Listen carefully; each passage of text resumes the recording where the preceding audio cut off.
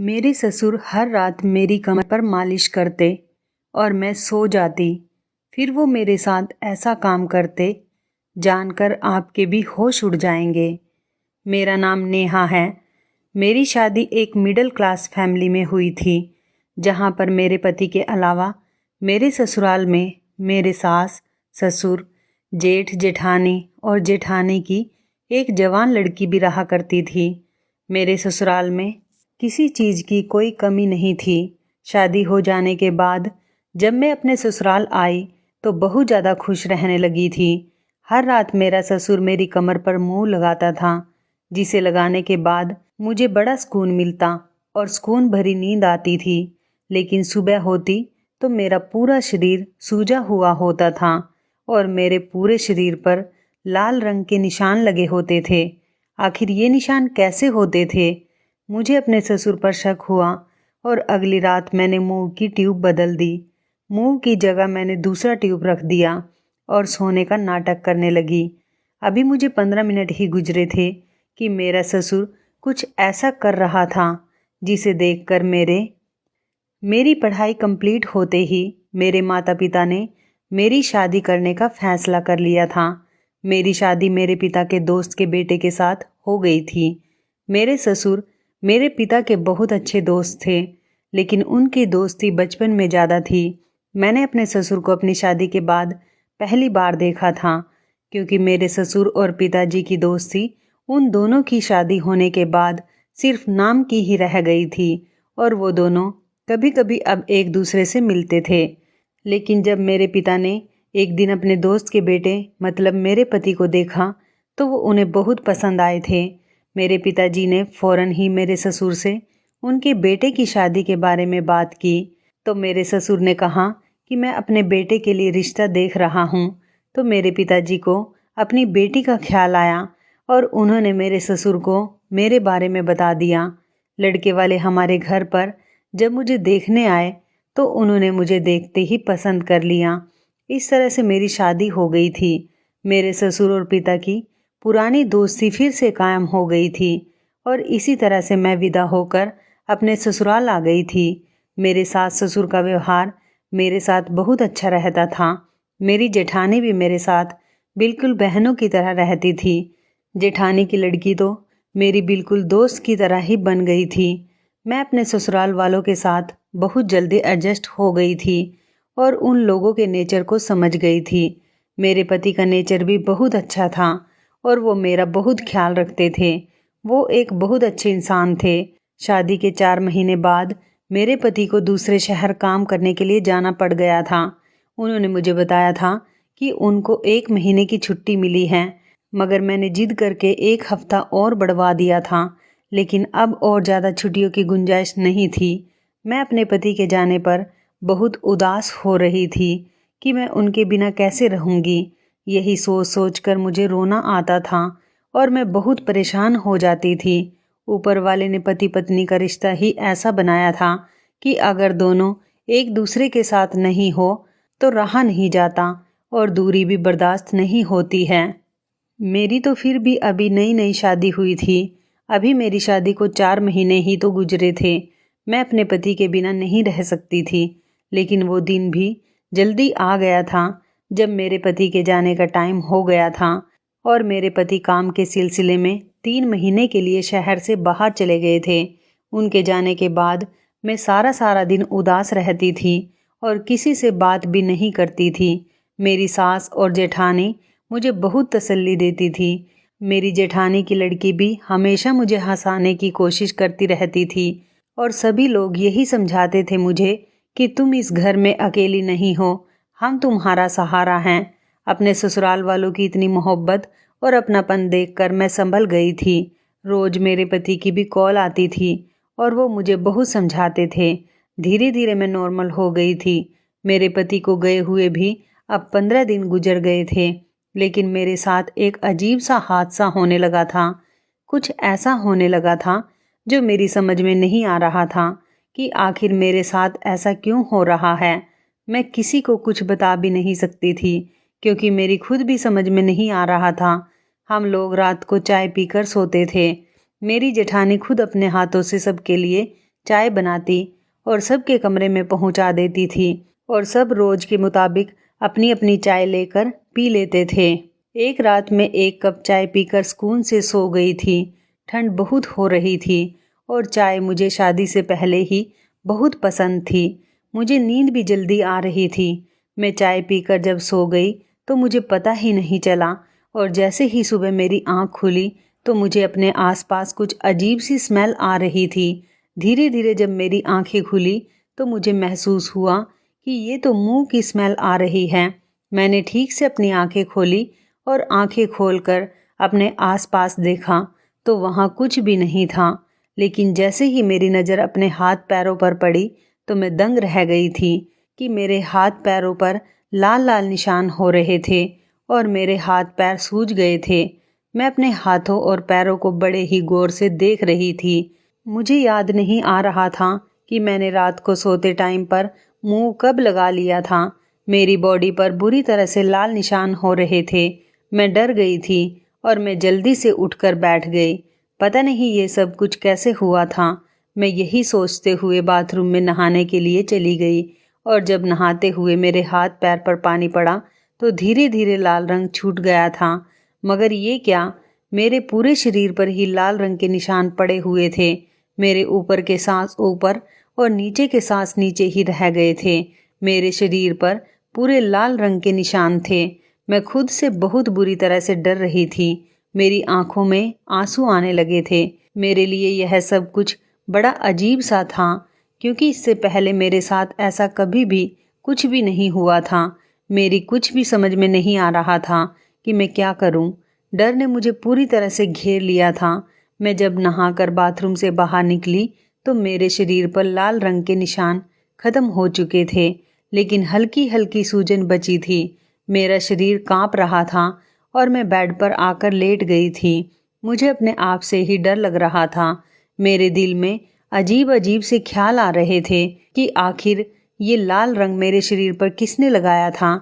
लेकिन तभी मेरे दिमाग में एक बात आई कि कहीं ये कोई मजाक तो नहीं, या फिर रात में किसी कीड़े ने तो मुझे नहीं काट लिया जिसका रिएक्शन मुझे हो गया है।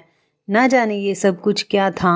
कहीं ये मजाक मेरी जेठानी की लड़की मीनू ने तो नहीं किया था।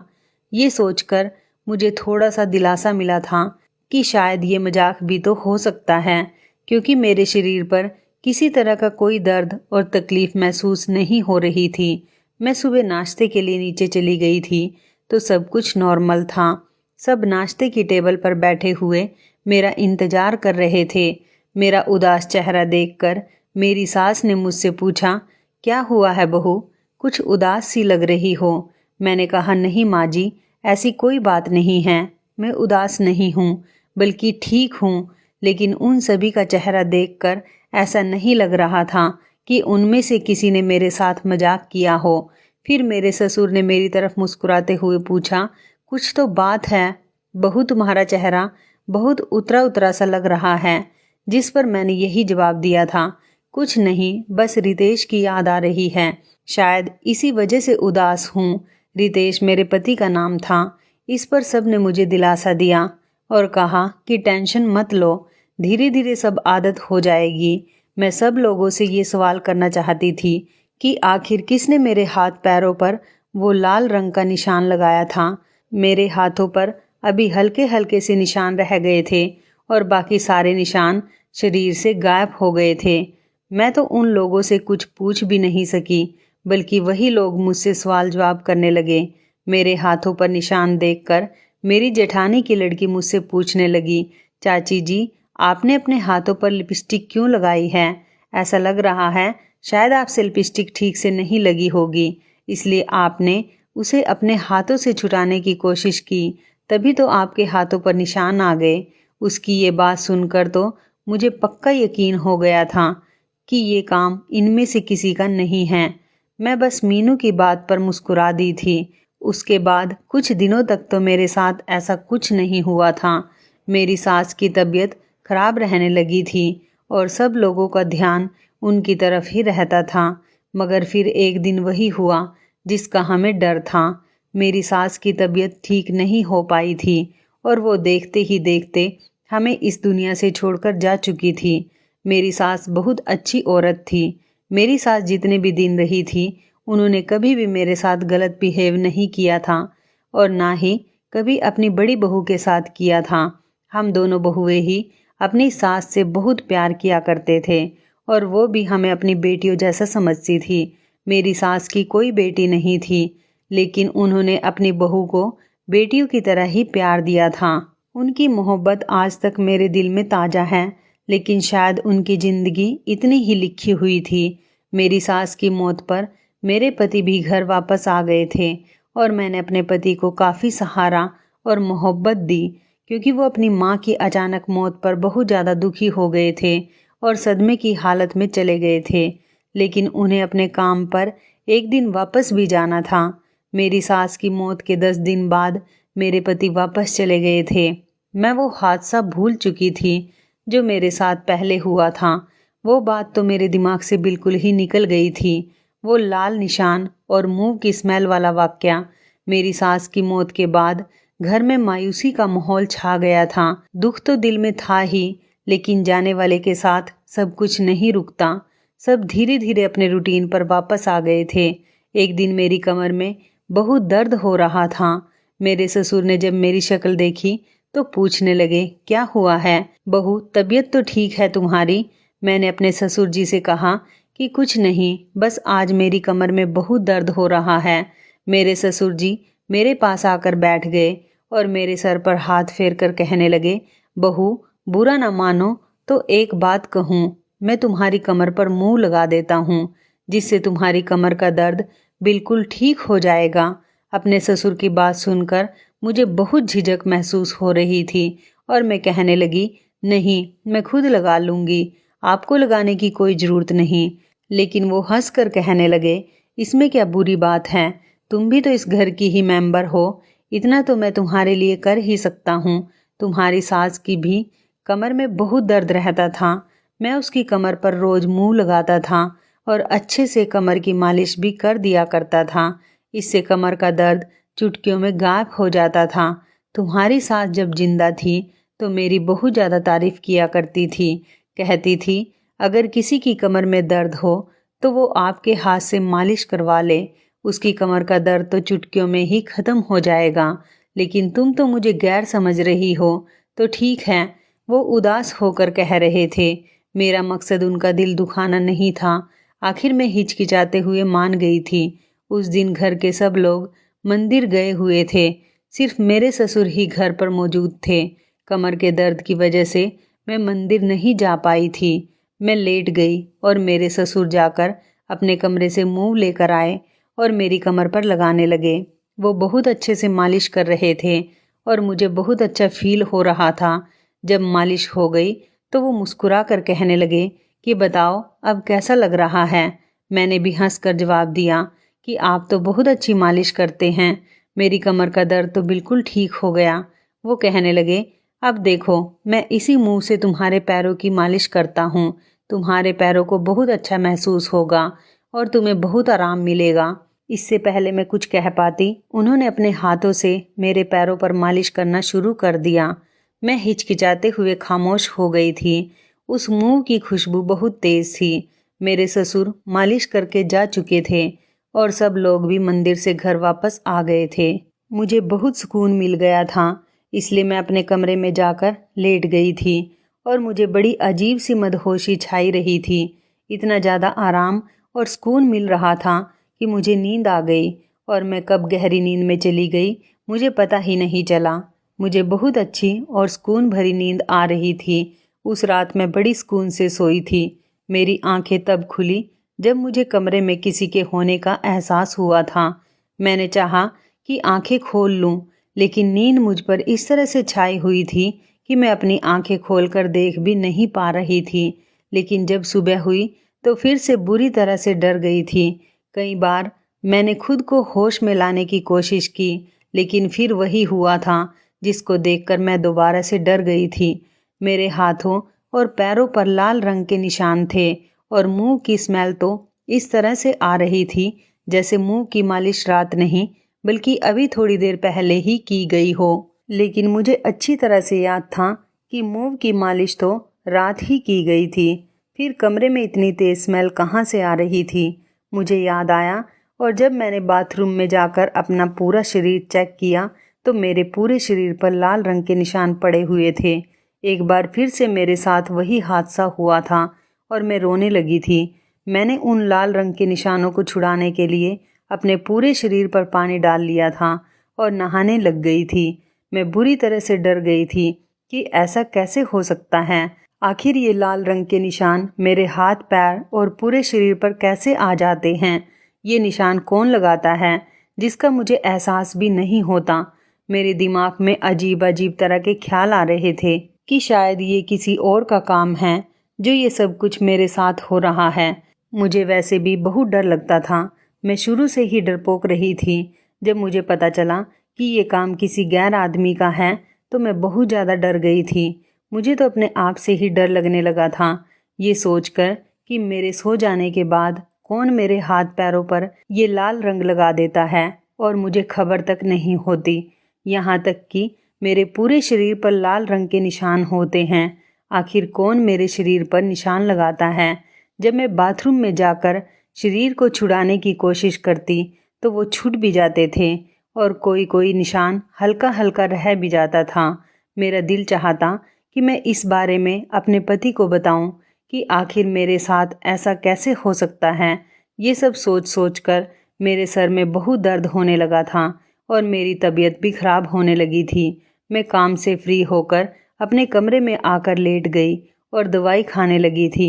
जैसे ही मैंने दवाई खाने के लिए ड्रॉर खोली तो उसमें मूव के पैकेट भी पड़े हुए थे। काफ़ी सारे मूव के ट्यूब रखे हुए थे। उससे मुझे पता चल गया था कि ये वही मूव के पैकेट हैं जिसकी खुशबू मेरे कमरे में आती है।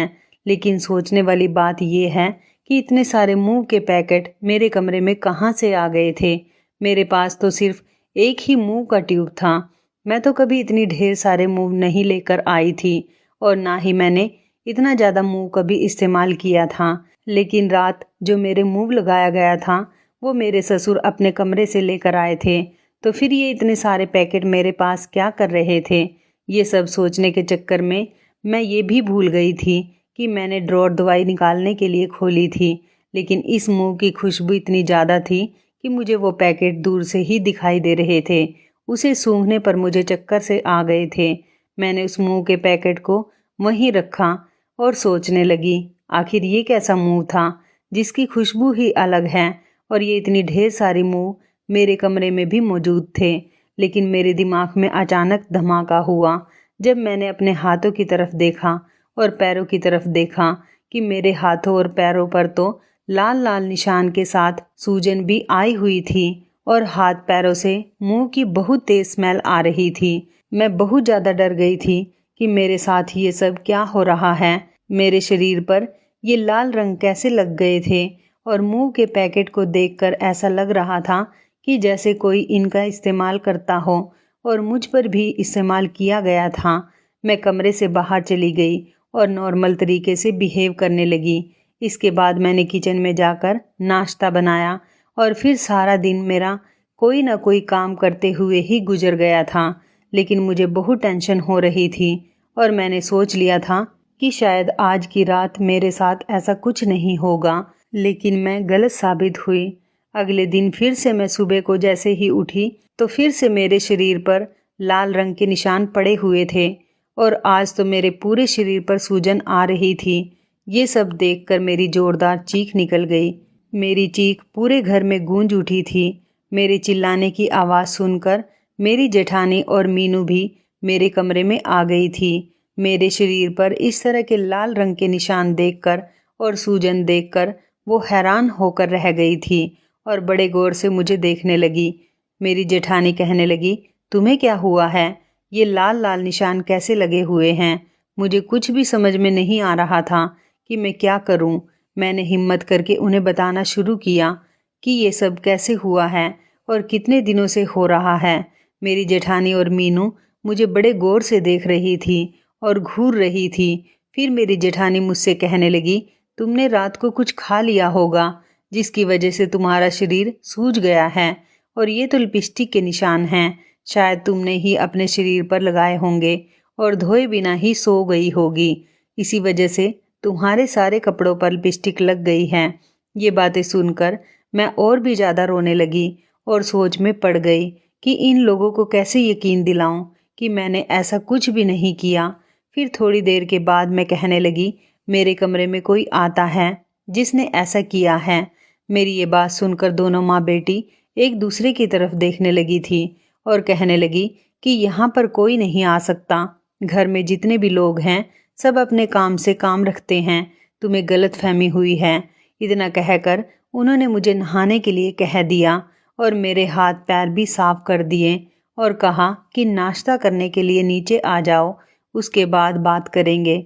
मैं नहा धोकर फ्रेश हो गई थी और मैंने अपने कपड़े भी चेंज कर लिए थे और अपने रूम की सफाई लगाने के बाद मैं बाहर आ गई थी। लेकिन मेरे ससुर मुझे देखकर परेशान हो गए थे। उन्होंने मुझसे पूछा, क्या हुआ है बहू, तुम परेशान लग रही हो। जो हुआ था मैंने उन्हें सब कुछ बता दिया। ये सुनकर वो खामोश हो गए थे और कहने लगे, चलो परेशान मत हो, नाश्ता कर लो। नाश्ता करने के बाद मेरे ससुर मेरे पास आकर बैठ गए और कहने लगे कि तुम फिक्र मत करो, मैं तुम्हारे साथ हूँ, मैं तुम्हें कुछ नहीं होने दूंगा। उनकी ये बात सुनकर मुझे दिलासा मिली थी और उसके बाद मेरी जेठानी मेरे पास आई और कहने लगी, तुम डरो मत, हमारे घर में ऐसा कुछ नहीं है, तुम बेवजह ही परेशान हो रही हो। मेरी शादी को 18 साल हो गए हैं, मैंने आज तक यहाँ पर कुछ भी ऐसा महसूस नहीं किया और ना ही जैसे तुम्हारे साथ हो रहा है ऐसा कभी मेरे साथ नहीं हुआ, बल्कि हमारी सास के साथ भी ऐसा कुछ नहीं हुआ।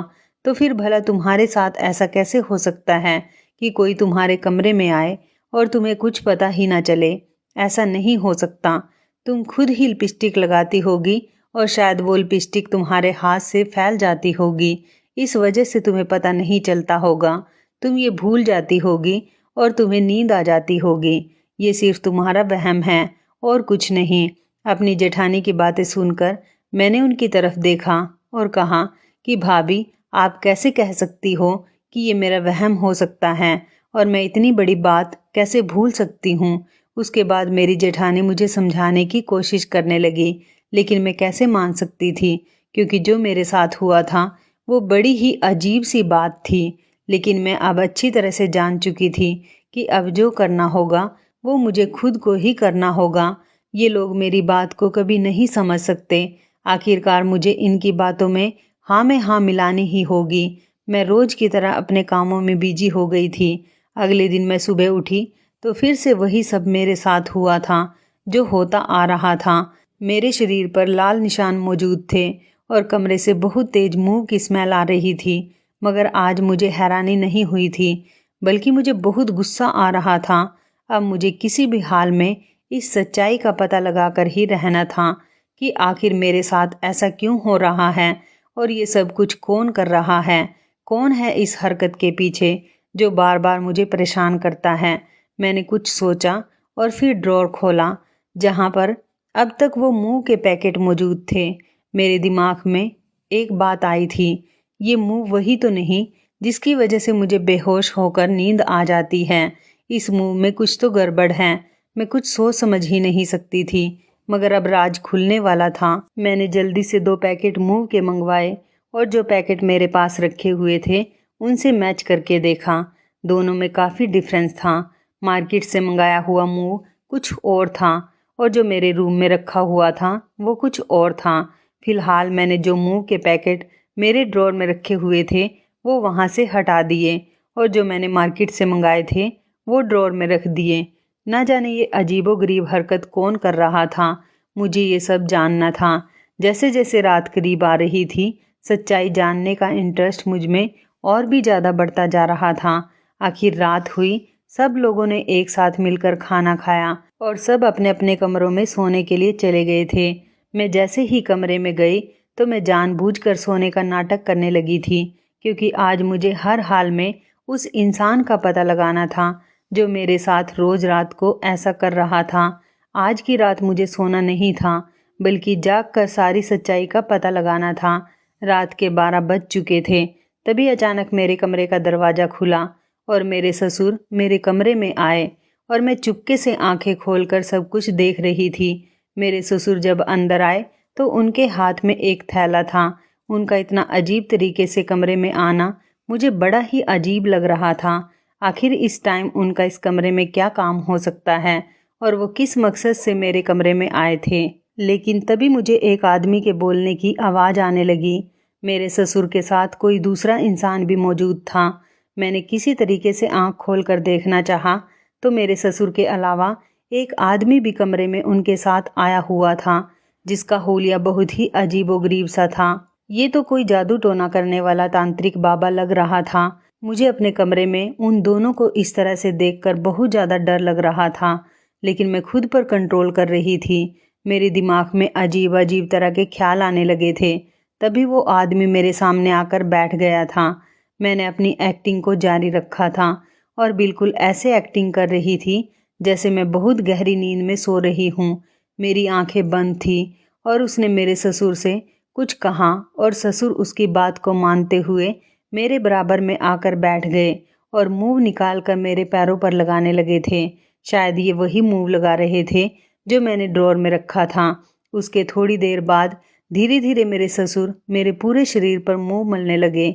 मुझे खूब तेज मूव की स्मेल आ रही थी।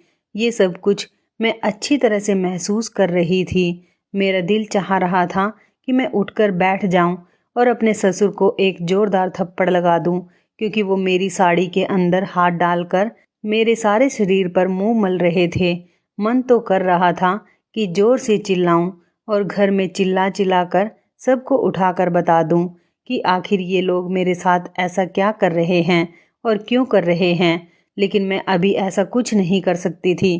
तभी वो आदमी कहने लगा कि इस मुंह को लगाकर ये अब बेहोश हो चुकी है, क्योंकि ये मूव नहीं बल्कि एक ऐसी दवाई है जिसमें हमने कुछ ऐसे तत्व शामिल किए जो इसके शरीर में लगने से इसकी स्मेल इसकी नाक तक जाएगी और ये बेहोश ही रहेगी, और ये दवाई इसके सारे शरीर पर लगाने से इसका शरीर सुन्न पड़ जाएगा और ये कुछ भी महसूस नहीं कर पाएगी। इसकी स्मेल हमें नहीं आ सकती क्योंकि हमने अपनी नाक में रुई लगाई हुई है। सारा असर सिर्फ इस लड़की को ही होगा। उस आदमी की बात सुनकर तो मैं समझ गई थी कि तभी तो मैं बेहोश हो जाया करती थी और मुझे कुछ भी महसूस नहीं होता था। थोड़ी देर के बाद उस आदमी ने कुछ मंत्र पढ़ने शुरू किए और मेरे ऊपर फूंकने लगा, और फिर उस आदमी ने मेरे ससुर को कमरे से बाहर जाने के लिए कहा। तब उसकी बात सुनकर मेरे ससुर कमरे से बाहर चले गए थे।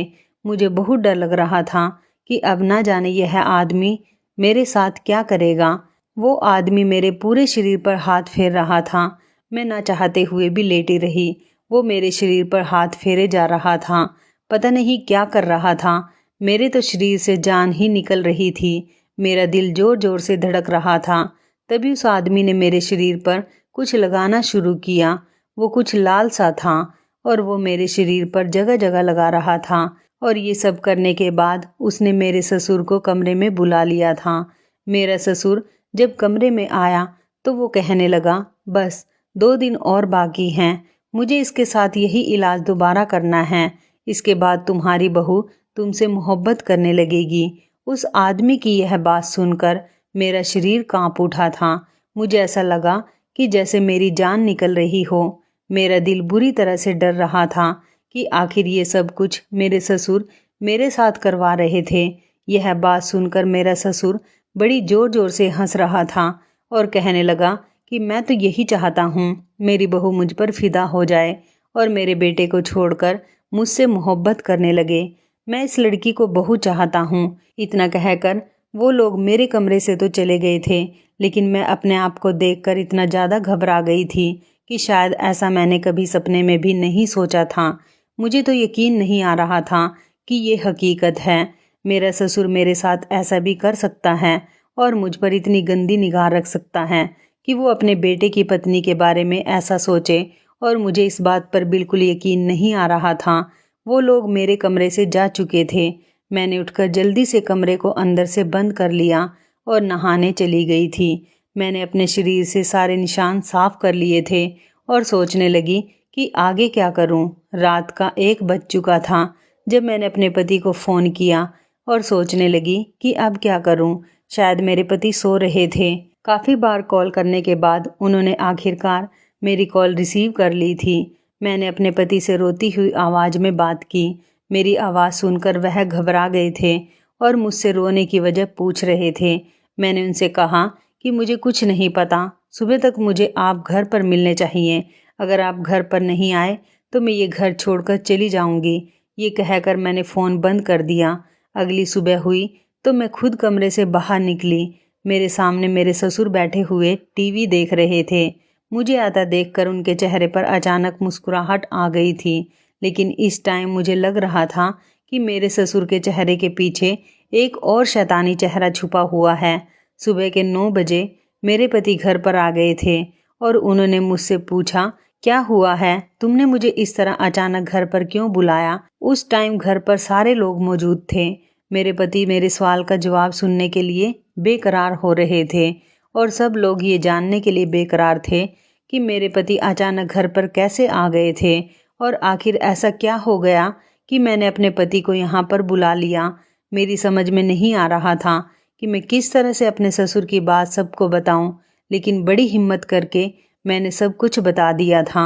मेरी बातें और सारे राज सुनकर मेरे ससुर का चेहरा ही उतर गया था। उनके चेहरे के एक्सप्रेशन बदलने लगे थे, लेकिन यह सुनते ही मेरे पति ने सबके सामने मेरे मुंह पर थप्पड़ मार दिया। वो ये बात सुनकर गुस्से में आ गए थे और मैं जानती थी कि कोई भी मेरी बात पर यकीन नहीं करेगा।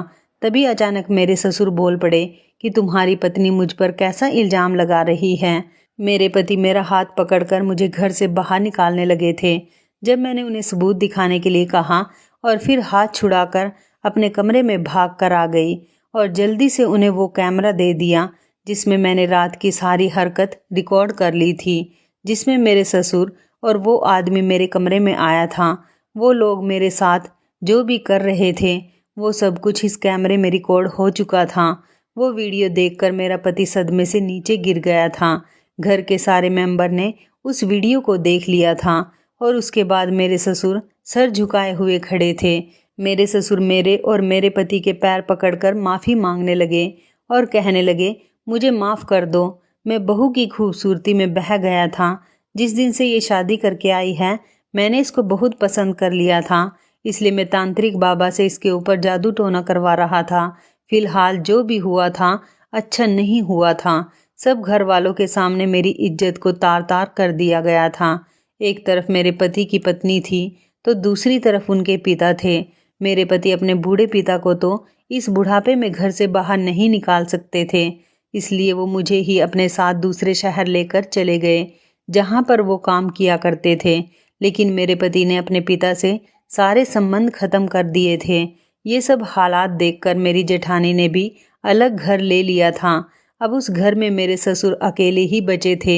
मेरे ससुर अब पछतावे के सिवा कुछ नहीं कर सकते थे और वह बुरी तरह से पछताते थे कि मैंने ऐसा क्यों किया था। मेरे जेठ बस उनको खाना देने चले जाते थे, बाकी उनसे कोई भी बात नहीं करता था और उनके सारे काम के लिए उनके घर पर नौकरों को लगवा दिया गया था। मैं अपने पति के साथ दूसरे शहर में खुश तो रहती हूँ, लेकिन आज भी मुझे अपने ससुर की इस गंदी हरकत पर बहुत अफसोस होता है। बल्कि वो मूव नहीं होता था, बल्कि उसके अंदर कोई गलत दवाई होती थी जो मेरे शरीर पर लगाने के बाद उससे मेरा शरीर सुन्न हो जाता था और वो तांत्रिक बाबा मेरे शरीर के सारे हिस्से पर लाल रंग लगा दिया करता था। उस दवाई की वजह से मेरा शरीर सूज जाता था और वो बाबा मेरे साथ जो भी करता था इस बारे में मुझे कुछ पता ही नहीं चलता था। ये सब मेरे लिए बहुत ज़्यादा डरावना था। मेरे पति ने मुझसे वादा किया कि अब वह मुझे किसी के हवाले नहीं छोड़ेंगे, बल्कि हमेशा मेरा ख्याल रखेंगे। अब अपने पति के साथ मैं बहुत खुश हूँ। तो इस कहानी के बारे में आपकी क्या राय है, कमेंट करके ज़रूर बताइएगा। दोस्तों, आपको हमारी ये मज़ेदार कहानी कैसी लगी, आप हमें कमेंट बॉक्स में ज़रूर बताएं। यदि आपके पास भी ऐसी कोई प्यारी सी कहानी है या फिर ऐसी कोई कहानी जिससे कुछ शिक्षा मिले, तो आप हमारे साथ उसको ज़रूर शेयर करें। दोस्तों, यदि आपको हमारी ये वीडियो अच्छी लगे तो आप हमारी इस वीडियो को लाइक शेयर ज़रूर करें और ऐसी ही दिल को छू लेने वाली प्रेरणादायक कहानियाँ सुनने के लिए हमारे चैनल को भी सब्सक्राइब करें। यदि आप हमें फेसबुक पर देख रहे हैं तो आप हमारे फेसबुक पेज को लाइक और फॉलो ज़रूर करें। तो दोस्तों फिर मिलते हैं ऐसी ही ज़बरदस्त कहानी ये टिप्स के साथ नई वीडियो में। तब तक के लिए धन्यवाद। आप सभी अपना ख्याल रखना। आपका दिन शुभ व मंगलमय हो।